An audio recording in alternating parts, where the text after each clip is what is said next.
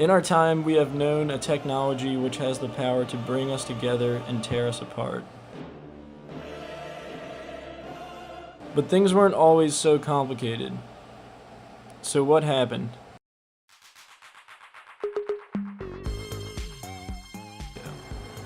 Television was first mass-produced in the early 1930s, but didn't make a major impact until the early 1950s when they were more affordable and there were more channels. TVs became popular because families were stimulated by post-war economic prosperity. With only one TV per household, families always watched TV together. Television joined people together because the same thing could be broadcasted all over the world at the same time. A lot of television shows were family-oriented. Television families were portrayed as safe and stable. Programs like the news were purely informative, a lot like the radio. It was also family-friendly, but fast forward a few years and things have changed.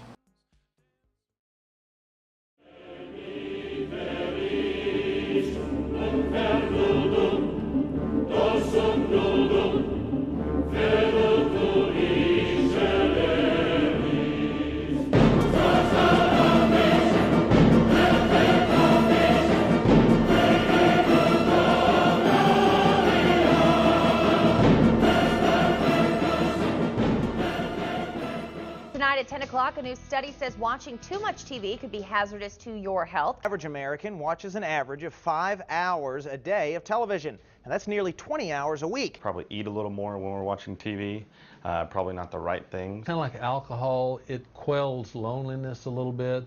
It's like having a radio playing in the background. It just kind of numbs us to the isolation that many of us get swamped by.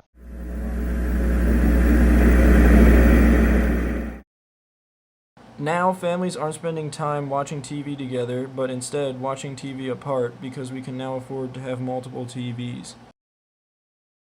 In fact, Americans have an average of 2.5 TVs per household. I have 3 TVs in my house. 6 or 7, so I guess it's probably a lot. I have 2 TVs. I have 1 TV. I have 3 TVs in my house.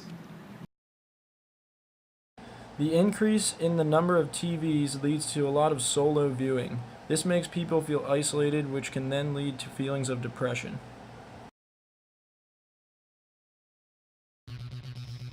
And it's getting worse because now we can watch TV on laptops and mobile devices.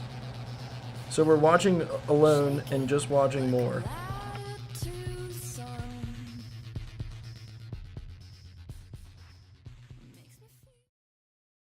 I watch 1 hour of TV a day. And I watch 2 hours of TV a day. I watch 1 hour TV every day. 3 hours of TV a day. About an hour. So I watch 6 hours of television a day, which adds up to 42 hours of television a week.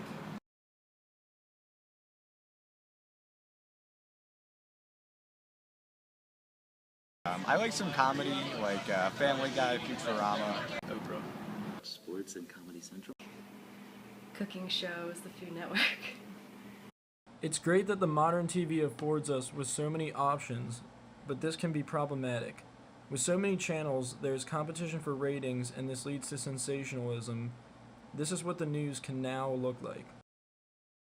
Driving drunk. That's my nightmare. It could be a Jewish drunk. This it could be guy a didn't have Polish to be drunk. here. It could be an Irish drunk. No. It could be an Italian drunk. American what the crime. hell difference does it make? It makes plenty of difference. It does not. He Bill, doesn't have a right to He be didn't commit here. a felony. He doesn't have a right to be in this country. But although TV has a way of sensationalizing these days, it also has the ability to bring us together. It can be a way to form connections or to start up a conversation with strangers. One show has recently done this on a large scale. Game of Thrones. Game of Thrones. Game of Thrones.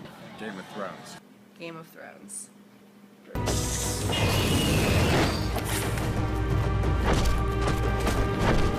So although modern television can affect our lives negatively, it's not all bad.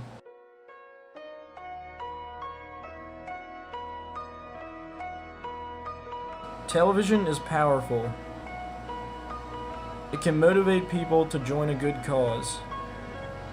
Maybe even save the planet.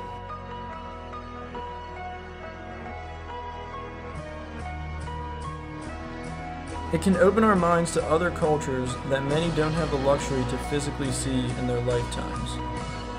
Culinary television can teach us how to cook and explore new foods.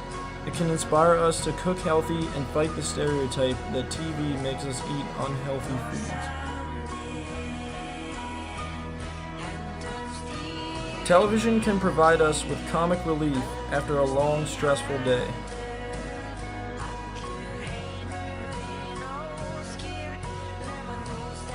As the TV and the radio did when they first started, modern television still provides the world with news. Tragic events can be broadcasted worldwide, informing people who would otherwise not know or care to relate to the emotions of others halfway around the world.